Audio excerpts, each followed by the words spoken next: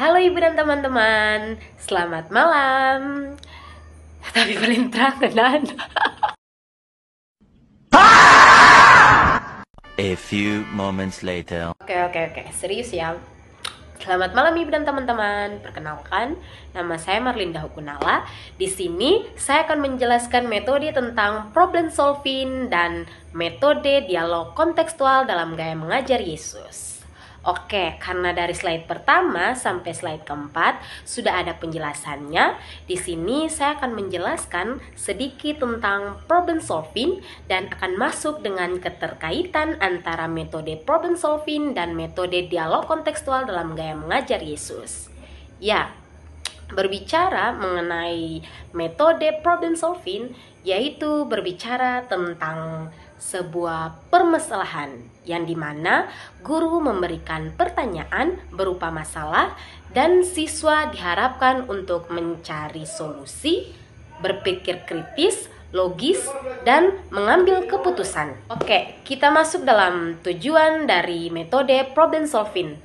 Tujuannya yaitu membuat siswa lebih berpikir kritis dan logis. Sedangkan dari metode problem solving ada kelebihan dan kekurangannya teman-teman.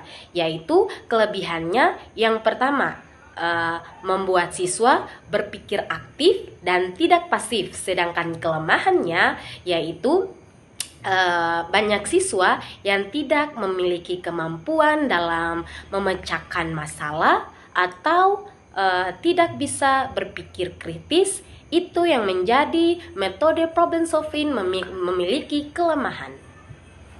Pasti teman-teman masih bingung apa itu metode problem solving. Di sini saya akan memberikan salah satu contoh tentang metode problem solving, yaitu yang tadi saya jelaskan bahwa metode problem solving adalah metode dalam memecahkan masalah, metode dalam mencari solusi dari masalah tersebut. Salah satu pernyataan yang dapat saya berikan atau contoh yang dapat saya berikan yaitu di dalam kelas ibu membagikan beberapa kelompok. Di dalam kelompok itu hanya 1 atau 2 orang saja yang aktif, sedangkan yang lain tidak aktif. Di situ muncullah sebuah pemecahan masalah atau mencari solusi dari masalah tersebut. Pasti ada langkah-langkah untuk memecahkan masalah tersebut. Yang pertama, identifikasi masalah. Yang kedua, mengumpulkan data. Yang ketiga, merumuskan alternatif solusi. Yang keempat, mengevaluasi alternatif solusi tersebut. Yang kelima, yaitu mengambil keputusan. Dan yang keenam, yaitu menyimpulkan. Dan yang terakhir, hasil belajar yang aktif untuk setiap kelompok.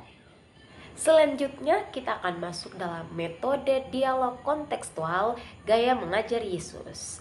Berbicara mengenai dialog kontekstual gaya mengajar Yesus, yaitu berbicara tentang cara berdialog, bertanya, dan menghubungkan langsung dengan kehidupan nyata. Oke, ibu dengan teman-teman dalam gaya mengajar Yesus, di mana Yesus langsung menghubungkan dengan kehidupan nyata kepada murid-murid. Yesus memberikan pertanyaan kepada murid-murid, lalu murid-murid memecahkan masalah tersebut. Contohnya dengan perumpamaan. Perumpamaan banyak yang Yesus berikan. Salah satunya adalah biji sawi, burung di udara, nelayan, dan petani. Itu adalah perumpamaan yang Yesus berikan kepada murid-murid dan bagaimana murid-murid mengkaitkannya dengan kehidupan nyata. Murid-murid berpikir kritis, murid-murid berpikir perumpamaan yang Yesus berikan dalam kehidupan nyata itu seperti apa. Yesus tidak hanya memberikan jawaban secara langsung kepada murid-murid, namun Yesus sering mendorong para murid untuk menemukan kebenaran lewat pemikiran dan pengalaman hidup. Yesus menunjukkan bahwa Yesus lebih mendahulukan metode problem solving dan metode dialog kontekstual. Ya ibu dengan teman-teman, inilah hasil pembahasan yang saya ambil dari metode problem solving dan metode dialog kontekstual yang berkaitan satu sama lain. Oke, baik ibu dengan teman-teman, kesimpulan yang dapat saya ambil yaitu metode problem solving adalah metode yang bagaimana kita mencari masalah, kita memecahkan masalah tersebut, kita harus berpikir kritis, harus berpikir secara logis, harus aktif bukan pasif. Sebagai seorang murid, bagaimana kita melakukan semuanya itu. Sedangkan keterkaitannya dengan dialog kontekstual, gaya mengajar Yesus, yang dimana langsung turun lapangan dalam melihat masalah tersebut dan memecahkan masalah tersebut, seperti gaya mengajar Yesus kepada para murid lewat perumpamaan yang sudah saya katakan lebih dahulu.